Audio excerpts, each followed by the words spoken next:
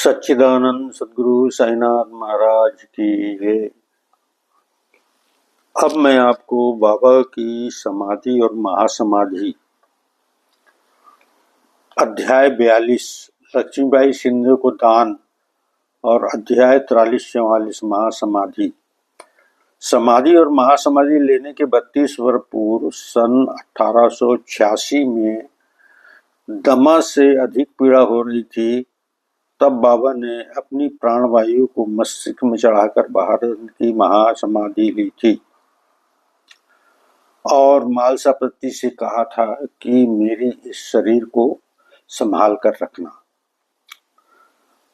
अर्थात समाधि लेने का अर्थ क्या है, क्योंकि बाबा तो योगी राज थे ना, तो योगी राज मतलब जिसके ऊपर योग का राज हो वही योगी राज कहला सकता। तो बाबा को खंड योग भी मिला हुआ था, खंड योग भी कर लेते थे। आपने साई चरित में पढ़ा हुआ है। बाबा एक ही साथ 10 जगह पर उपस्थित हो सकते थे, साई चरित में लिखा हुआ है। तो जब भक्तों ने बाबा को खाने के लिए आमंत्रित किया तो सभी 5-6 भक्त आए। उन्होंने बाबा को मेरे यहाँ खाना खाने आना है, तो बाबा ने सबको स्वीकृति दे दी। बाद में जब उन भक्तों ने आपस में चर्चा की तो बाबा आज मेरे यहाँ 10 बजे खाना खाने आए थे। तब बोले ऐसे कैसा हो सकता है, बाबा तो मेरे यहाँ भी खाना खाए थे, आए ठीक उसी समय आए थे। तो ये उनको अंतर योग से कई जगह कभी भी प्रकट होने की ये विशेष जो है योग मिला हुआ था। तो अब जो समाधि और महासमाधि के लिए बताता हूँ कि समाधि एक निर्धारित सीमा निश्चित रहती है। उसमें हमारे शरीर में 5 तत्व होते हैं, आप सबको मालूम है। इसमें आत्म तत्व या वायु तत्व, जिसको वायु तत्व कहते हैं, वो आत्म तत्व ही कहलाता है। उसको मस्तिष्क में चढ़ा करके बाबा ब्रह्मांड में घूमते रहते हैं और उनकी बाकी जो 4 तत्व वाली काया है, 5 तत्व में से एक तत्व जब निकल गया तो 4 तत्व बचे, तो उसका अस्तित्व समाप्त नहीं होता है, वो उपस्थित ही रहता है। लेकिन वो वायु को ऊपर में चढ़ा लेते हैं, इसलिए वो काया जो है ना निर्जीव जैसी प्रतीत होती है, परंतु निर्जीव नहीं रहती है।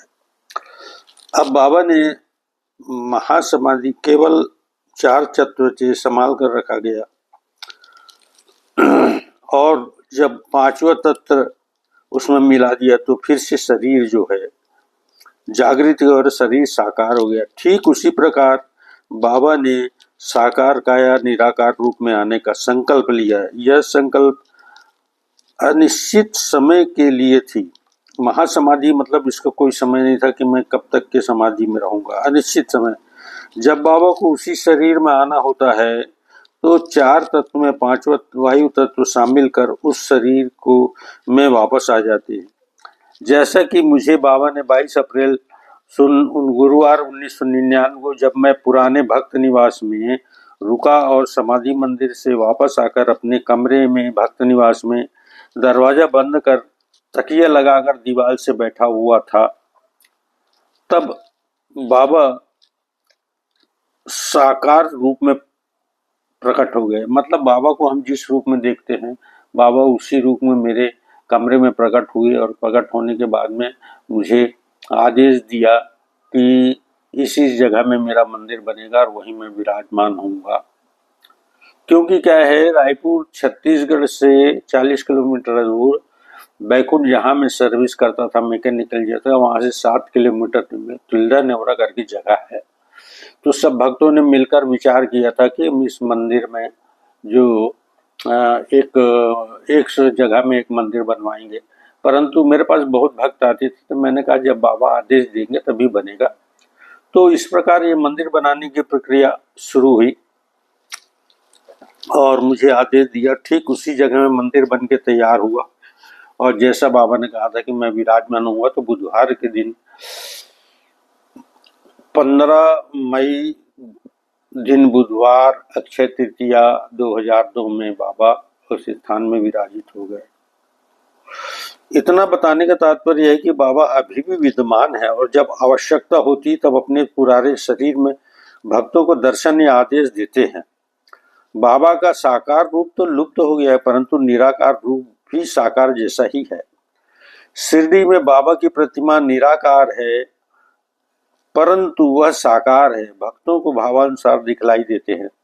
बाबा ने पूरी प्रक्रिया मृत्यु लोक के नियमानुसार अपनाई, क्योंकि वे मानव रूप में ईश्वर थे और हैं।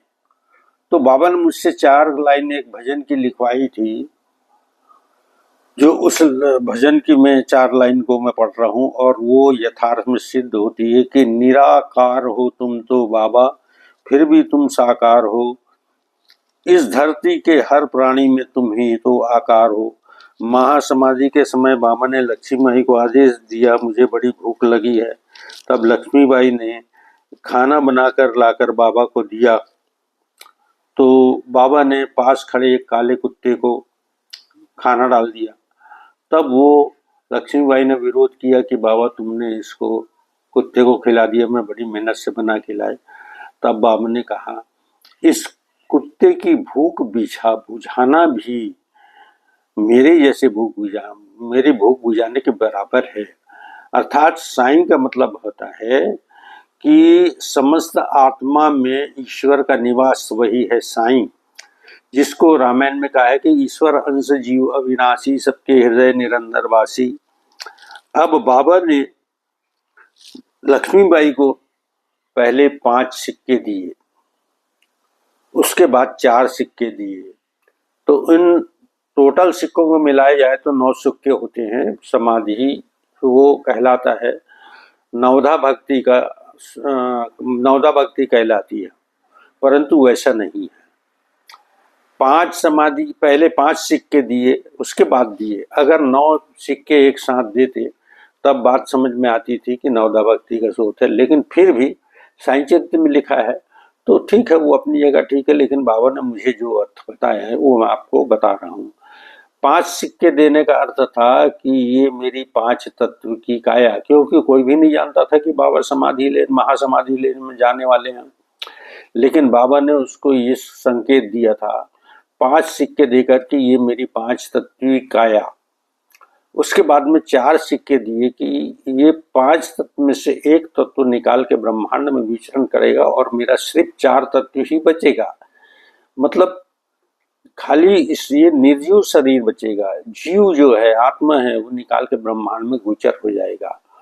तो 5 और 4 9 ये तो बाद में मिला दिया है। तो एक्चुअली में जो अर्थ है कि बाबा ने ये घोषित कर दिया था कि अब मैं समाधि की ओर, महासमाधि की ओर जाने वाला हूँ, कि 5 सिक्के पहले दिए तो वो 5 तत्वों का को इंडिकेट करता है, और 4 सिक्के दिए कि अब इस 5 तत्वों में से एक तत्व निकालकर ब्रह्मांड में विचरण करेगा। अब ये 4 तत्व ही बकाया रहेगा। तो इस 4 तत्व में जब भी मुझे जरूरत होगी मैं इसमें 5वें तत्व को मिला करके और फिर साकार रूप में भी आ सकता हूँ। ये बाबा का कथन था और इसकी विवेचना बाबा ने मुझसे करवाई है। ये मुझे बाबा ने ही सब मेरे मस्तिष्क में लिया हुआ है। आप लोग भी अगर इससे सहमत नहीं है या कोई दूसरी व्याख्या करती है तो जरूर मुझे कमेंट्स में लिखें, और कमेंट्स में लिखने बाद में भक्तों को, अपने साईं भक्तों को भी शेयर करें, सब्सक्राइब करें। इसी के साथ मैं ये वीडियो का यहीं पर समापन करता हूँ, अपनी वाणी को विराम देता हूँ। सच्चिदानंद सद्गुरु साईनाथ महाराज।